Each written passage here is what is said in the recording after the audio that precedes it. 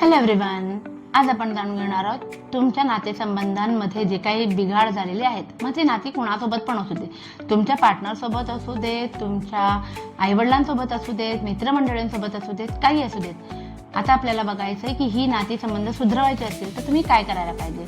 ह्याच्यापैकी कुठलाही एक 3चा गट तुम्ही निवडा. आयदर हे निवडा नाहीतर हे निवडा. मग मी तुम्हाला सांगते की तुमचं नातं सुधरवायचं असेल तर तुम्हाला हे सुधरवायचं आहे की संपवायचं आहे की काय करायचं आहे ते मी तुम्हाला सांगेन. निवडलं? सुरू करूया. ज्यांनी हे निवडलं होतं त्यांच्यासाठी आहे listen to your intuition, peaceful resolution आणि कम्युनिकेट क्लिअरली.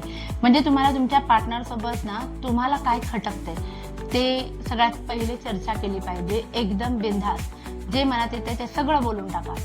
त्यानंतर लक्षात ठेवायचं आपल्याला ॲडवाइस काय आलाय, पीसफुल रिझोल्युशन. अरेला कार्य नाही करत बसायचे, समोरच्याची बाजू पण आपल्याला ऐकायचे, आपल्याला काय वाटतं तेही बोलायचं आहे. आणि सगळ्यात शेवटी ऐकायचंय कुणाचं? तुमच्या मनाचं. तुमचे इंट्युशन तुम्हाला काय सांगतात. जर ते सांगतायत की समोरच्याचं जे काही एक्सप्लेनेशन आलेलं आहे ते बरोबर आहे, एक्सेप्ट करा आणि पुढे जा. जर वाटतंय की नाही अजूनही काहीतरी प्रॉब्लेम आहे, इंट्युशन तुम्हाला सांगतात की ना तर नाही ठेवायचं आहे, तर तुम्ही तसा निर्णय घेऊ शकता.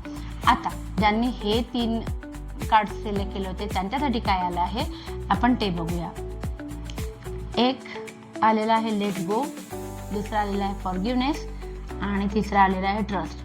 तर तुम्हाला तुमच्या पार्टनरच्या जुन्या काही गोष्टी असतील तर त्या लेट गो करायच्या, सोडायच्या. जे भांडण झालं, ज्याच्या भांडणाचा जो काही बेस होता, विषय होता, तो सोडून द्यायचा आहे.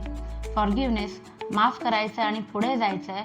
आणि विश्वास ठेवायचा आहे, कारण कोणतंही नातं विश्वासाशिवाय काहीच कामाचं नाही आहे, है ना.